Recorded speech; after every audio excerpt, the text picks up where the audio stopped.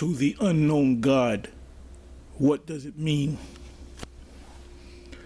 Now, I'm going to go into the scenario. Let me bring this back.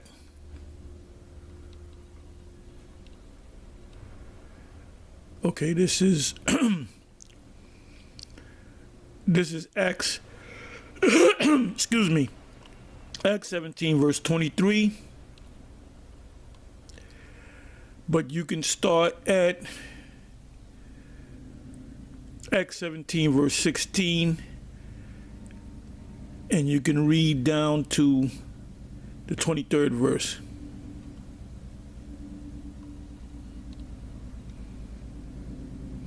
I mean, you can read past that as well, but Acts 17 verse 16 down to 23. And I'll read it, and I'm going to focus in on the 23rd verse, which says, For as I passed by and beheld your devotions. And what is a devotion? When you, like a Christian, goes to church, they're paying devotion to their God, their Edomite, Jesus, their Caesar Borgia or whatever. A Muslim will go to a mosque. A so-called Jew will go to a temple, a synagogue. So these Athenians, these are basically the black consciousness guys, because all they do is they all believe that they all go back to Kemet. I'm talking about Sarnetta, Shaka Amos, Brother Polite, Jabari, the list goes on. And basically all these guys all pretty much agree that now some of them say that there's no God, but at one time they used to say that there was a God, but when we question them, they change the doctrine a little bit. Anyway, if you get them all in a room, then separate them into separate rooms and ask them about their doctrine, they're pretty much going to give you different answers. And if you had them come together and debate, they'll actually debate about certain points, and what they believe in. So at the end of the day, it's a confusion. That's why when you watch Sarnetta, it's mostly a question. His topics are mostly a question. Can the Bible help the so-called black community? Can the 42 negative confessions? Can the this book? So it's always, and they always throw in something dealing with the Hebrews and the Israelites. They always question it because there's the spirit that's in them. They know that they're Israelites, but they don't want to accept it. They're in denial, and I'm not talking about a river in Egypt. Anyway, well, these people that the Lord that Paul encountered had the same attitude. These got to be these same dudes, and so I never had to be in this mix and the rest of them, because there's only one truth. That's what we're teaching. The fact that we're the Israelites. And I also want to say a few words about that stiff-necked, rebellious Nate, as he calls himself, Bishop Nathaniel. We knew him as Nathaniel Guy, because there were a couple other Nathaniels, Nathaniel's before him. So if somebody says, for example, Nathaniel Abba, that means you're the second. There's another man that came to the truth before you that had that name before you. So you have to be meaning the second. So he would be the third. So there was two Nathanielis before him. So he used to be, his name, he was known as Nathaniel. And at one time he called on the name of Yahweh Ba'Shem Yahushai. And he even did a video. It's still up on YouTube somewhere. You just got to find it. With him and Banyamyan, which he's the second in command under the HODC. And of course, Nathaniel Agah is the head of the IUIC, which that name should be changed. That name should be torn down. I mean, he tears down anything that has the so-called shield of David. Oh no, that's the star of Molech, which is correct. He tears it down. Well, you got to tear down that Christ, because that's not the name of the Lord, man. Okay, we were talking about this over the weekend on the night of the Passover. Anyway, I said, let me look this up, and I think I was watching a video that Apostle Gabar had made, which led me to this. Anyway, let's read. This is a Blue Letter, Acts 17, verse 16. The headline is Paul at Athens, because you had Jakes that were living in Athens, because it's going to tell you that there were Jews up there, that they had a synagogue, which, by the way, synagogue just means house. Really, the word should be temple, a place of worship. Anyway, so let's read. Acts 17, verse 16. Now, while Paul watched for them, because he was supposed to meet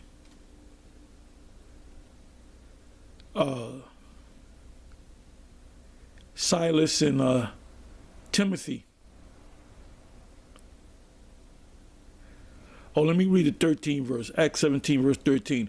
But when the Jews of Thessalonica had knowledge that the word of the Most High was preached of Paul at Berea, they came thither also and stirred up the people.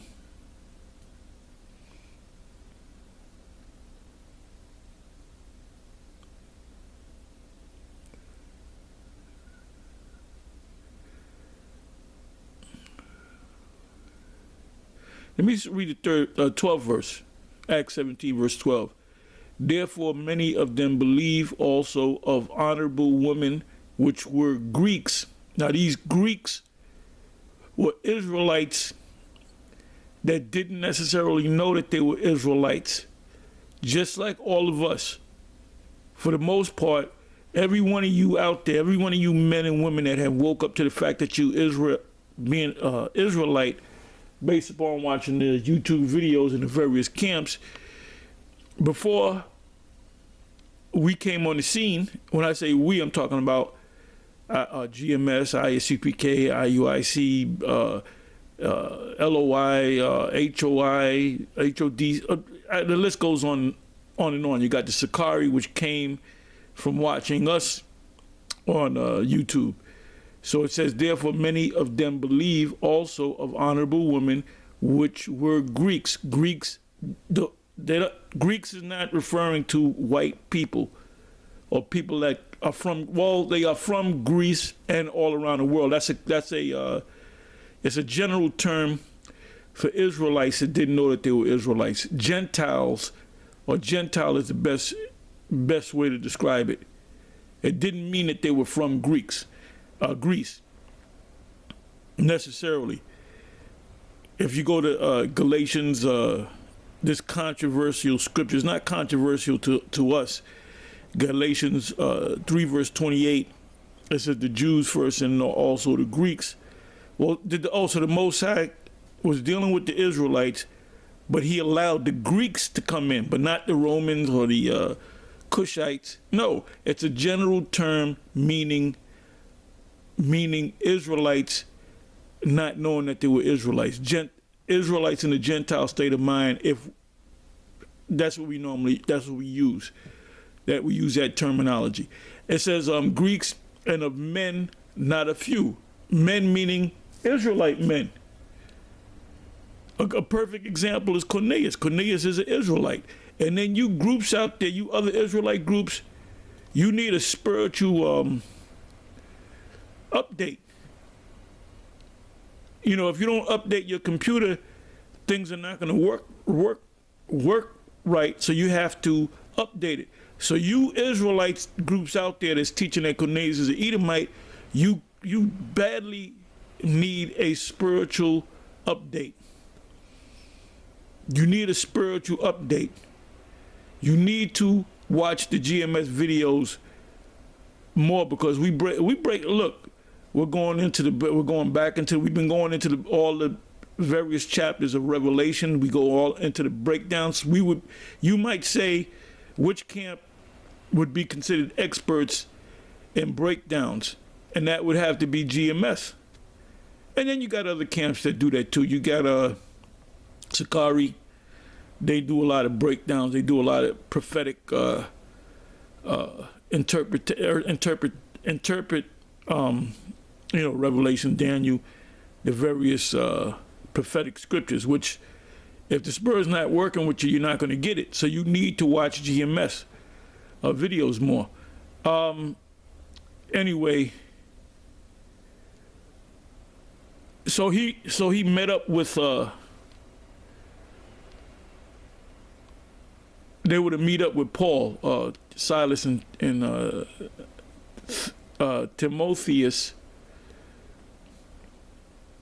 because it says in the 15th verse, and they that conducted Paul, and they that conducted Paul brought him into Athens, and receiving a commandment unto Silas and Timotheus, for to come to him, to Paul, with all speed, they departed. Now, we don't have to necessarily meet, we did this in the beginning where you had the certain brothers from various states that became a part of GMS. They used to come and visit us quite often, and they really don't now, but because they're grown men in the Spirit. So, and the way we meet is through the YouTube. You watch my video, I watch your video. You can put something on the comment board. Some of us have each other's numbers. Anyway, it says the headline is Paul at Athens, which, by the way, you had Israelites all up in Athens. It says 16th verse. Now, while Paul waited for them at Athens, his spirit was stirred in him when he saw the city wholly given to idolatry, which are different idols. Just like today, you have this great melting pot of various religions in this country of America. Like if you go to an Arab country, you have to. There's certain Arab countries, I believe, Dubai, and certain other Arab countries, even if you go to visit, you have to convert to Islam.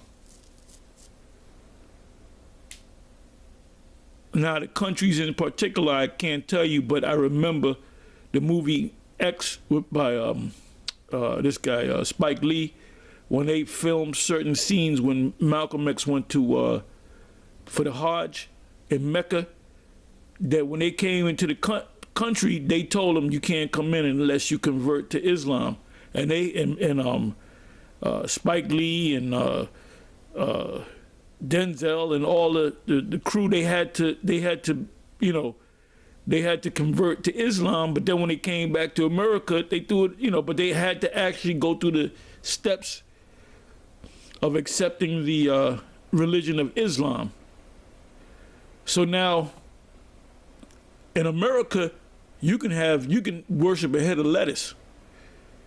They're not going to lock you up for believing or not believing in a God. So anyway, this is what was happening in Athens.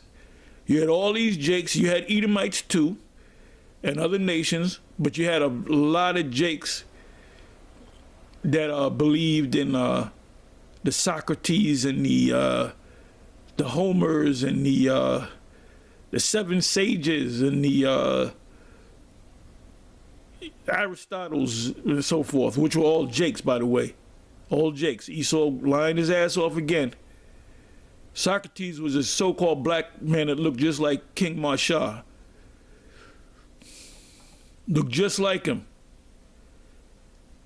Anyway, it says, but what they did was they Edomized him.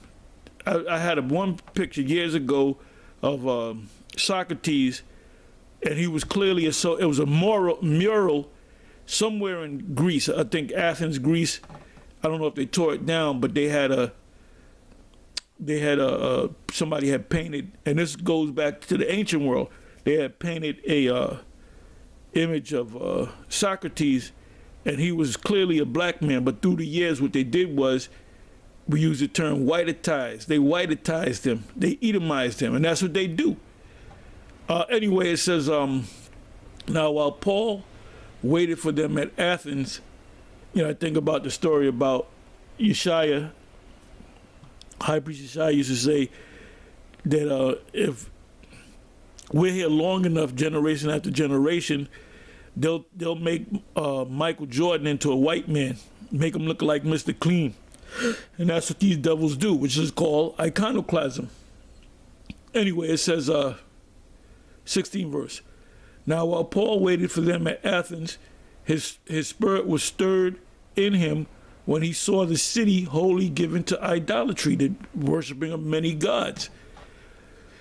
17th verse. Therefore, disputed he in the synagogue with the Jews and with the devout persons, Israelites, and in the market. Now that word market in the Greek is agora, the marketplace. This is where you had your speakings, you had your debates, just like we go out on the highways and the byways, because that's the great agora. And if there's a movie out called The Agora, it'll show you how they were debating in the marketplace. So people would do their shopping, then they would stop and listen. It says, and in the market daily with them that met with him. Then certain philosophers, the word philosopher means lover of wisdom, of the Epicureans. Now the Epicureans, when you look that up, it's pretty much, do what you want to do, whatever feels good. And the Stoics are disciplinarians. Like this guy, Marcus Aurelius. You've seen it in the movie Gladiator. The emperor at that time, he was a Jake, by the way, and he had a beard, because the Caesars that came into power that were Jake, they all had beards. The ones of them, the first 12, well, it was more than 12, had didn't have beards. Those were Edomites.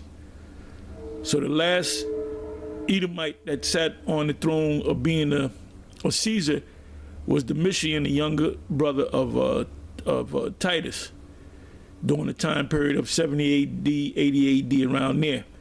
And then you had an individual named Nerva, and he was a Jake. And then you had a group of pharaohs, of Caesars, known as the what would they call, the reign of the five good emperors, or the five good Caesars, and these were all Jakes. And Marcus Aurelius was one of them. He was one of the five good, whatever the term is, the five good emperors or the five good Caesars. Because he did good, because they were Jakes. They were trying to do righteous things. Not that they necessarily knew that they were Israelites. So Marcus Aurelius was a Stoic, a disciplinarian. He went to sleep early, he got up early, he exercised, he studied, and I believe he wrote a bunch of books. Now his son was an Epicurean, meaning he liked to get with women and chill out and have a so-called silver spoon in his mouth. Anyway, let me read that again. It says there was a little tidbit of history there. It said, then certain philosophers, lovers of wisdom, of the Epicureans and of the Stoics, encountered him. And some said, what will this babbler say? And that's what these Kemetic dudes be saying. That what we're saying, they all team up to come up against what we're teaching. But they know in their spirit that that they know that they're Israelites in the spirit, but it just doesn't come out. So they deny it, you know. It says and they're gonna have their heads down in the kingdom. Now the spirit is working heavy with Sarnetta, because Sarnetta now says, yeah, see, the Most High set me up to straighten you out. The Most High, and he's talking about, you know, Yahweh. And then he'll even salute this is Yahweh Shah Barakatah, because he's been influenced. But anyway, this through the spirit opened up Sarnetta's eyes to see that the mark of the beast is the microchip. So he interviews all these different. He interviews Captain Desirac, and he interviewed Priest Sabak, and they all say no, it's for last Christianity, this and that and the other. So he had asked Priest Sabak to get in contact with me for him to come on his show. I said, I ain't coming on that nigga's show, all right? Because what the hell he need me on the show for, to ask me about the chip? He already know what I know about it, man. All you got to do is take a clip from my video saying it and put it up. Yeah, Tahar said it. Yeah. We don't have to have no interview. But he should interview a chief priest, as he likes to call himself. The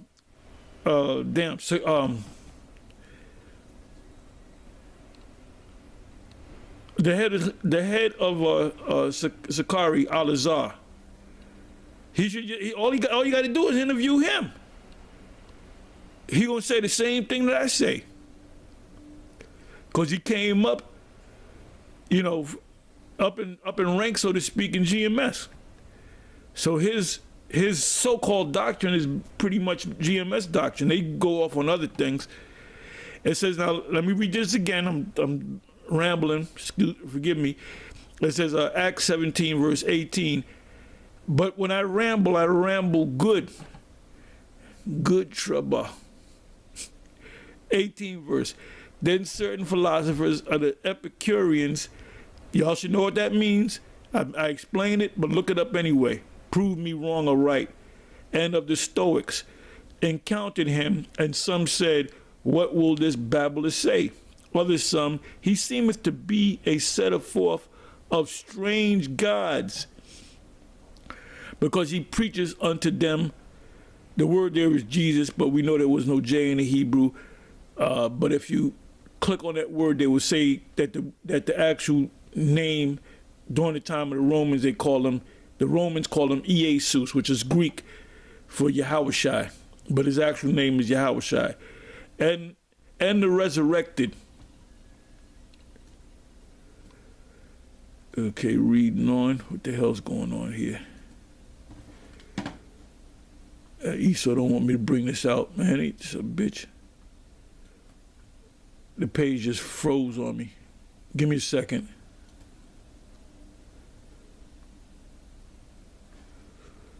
Okay, give me a second.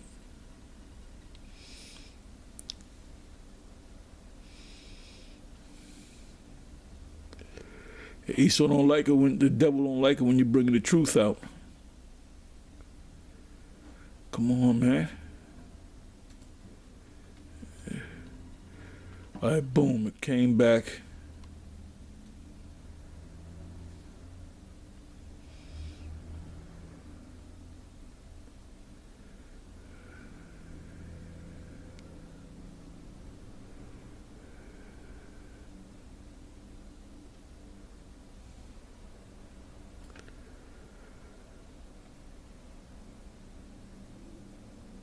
Okay, let me go to the 19th verse.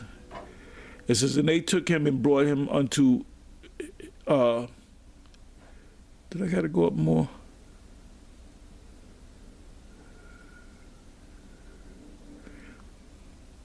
Okay, yeah, 19 verse, Acts 17 verse 19. And they took him and brought him unto Areopagus, which when you click on that, it's a Mars Hill or Mars Peak, and Mars was the god of war of the Greeks and the Romans. As it's saying, may we know what this new doctrine, and that's why when we went on, started going on YouTube, talking about 13, 14 years ago, it was a new doctrine to people. When that brothers went on YouTube, watching YouTube, they would encounter a video. They say, oh shit, I got to, oh man, we Israelites, watching the videos, get addicted. And then the way cancer set up, we just said, look, go out there and just speak. You don't got to meet us, just go out there and speak. So they took the name GMS, some took the name IUIC, some took, and what made IUIC big, because Nate took a page out of the way we did it.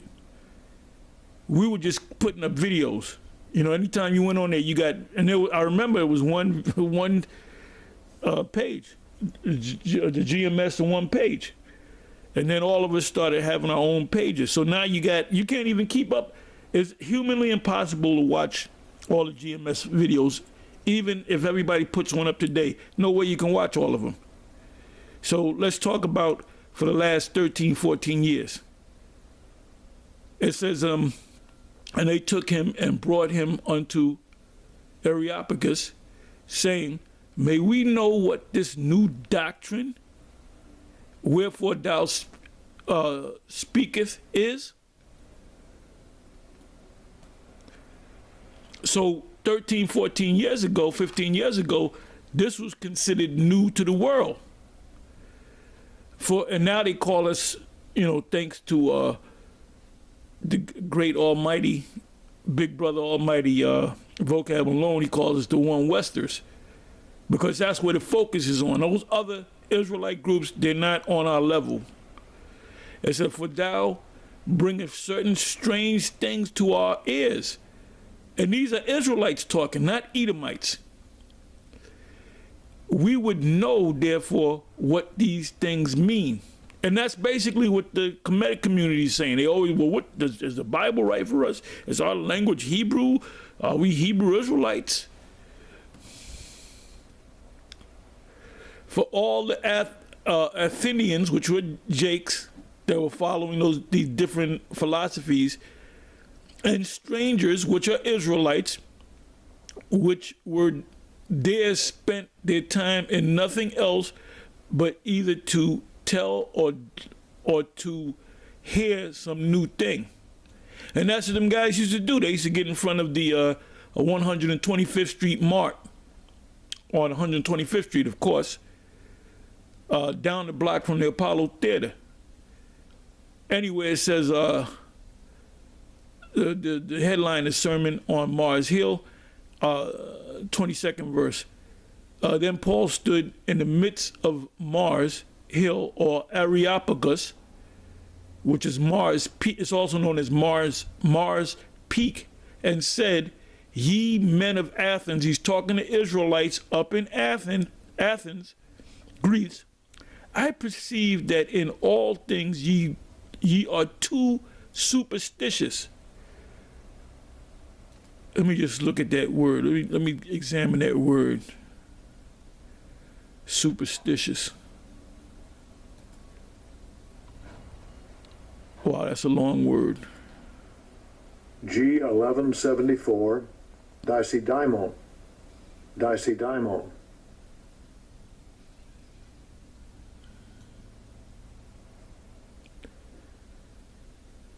It says in good sense, reverencing God or the gods, pious, religious, in a bad sense, superstitious. So it's just worship, you know, basically. Basically. Anyway, let's come back.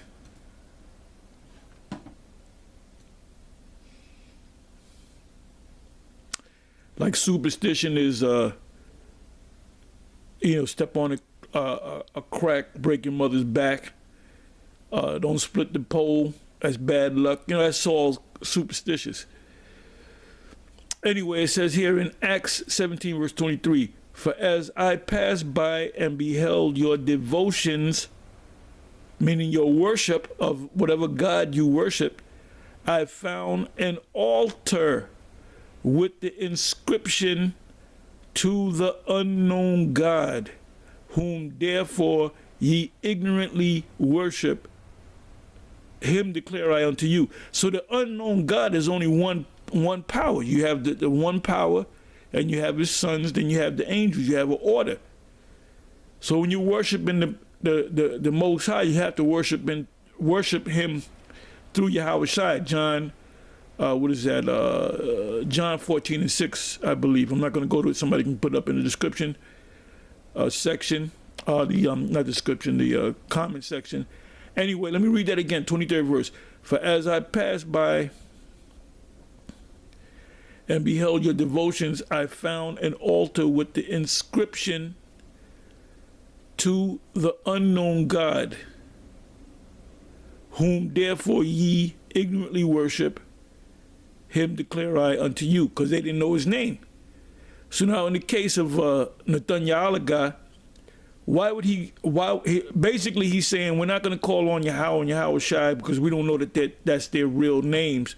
So we're going to call him Jesus, which we know for sure Jesus is not the name of the Lord.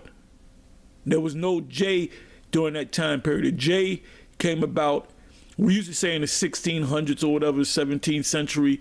The J actually came about, and I did a lesson on that. The J actually came about in 1524 by this Edomite.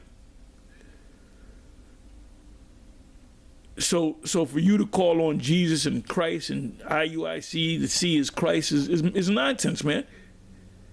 Because you say you don't know the name, so why would you go with that particular name? If anything, it makes more sense that you were praying to the unknown God. When you say your prayers, this is to the unknown God. So now I'm going to give you the reason why it was called the unknown God. So let me click here.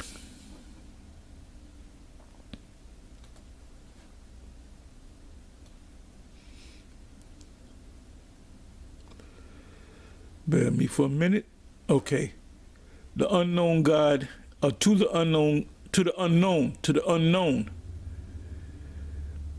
unknown is G57. Strong's G57, agnostas. Agnostas. Which really means to not know. Now check this out. It says, and this proves to you that these people in Athens were Israelites, because it means unknown, forgotten. Unknown, really it should be the forgotten God, because they forgot at one time I shall bring all things to thy remembrance, though thou once knew it. That's in Jude. That's in a couple of places in the scriptures. Renewing of your mind by the way of remembrance. So the ones of you that didn't know that you were Israelites and you started watching the YouTube videos and then you started listening to them and it made sense and it clicked with your spirit, then you heard us and other camps say Yahweh, while Yahweh Shai, so you started saying it. With the salutes and all that. We open every video up most of the time with a salute to you in the name of Yahweh B'Shem Yahweh Shai. So really, the inscription should be to the forgotten God. If you disagree with me, let me know in the comment section. You'd be a fool to disagree with me. It says to the forgotten God. So it means to unknown or forgotten. So at one time, They knew it, but they lost it. So now I'm going to read this right here on the bottom. It says,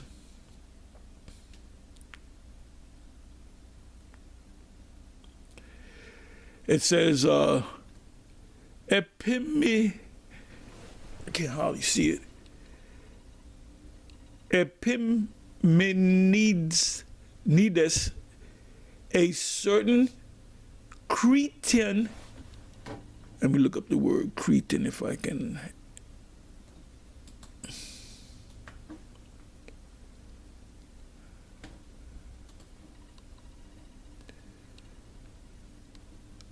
Bear with me for a minute.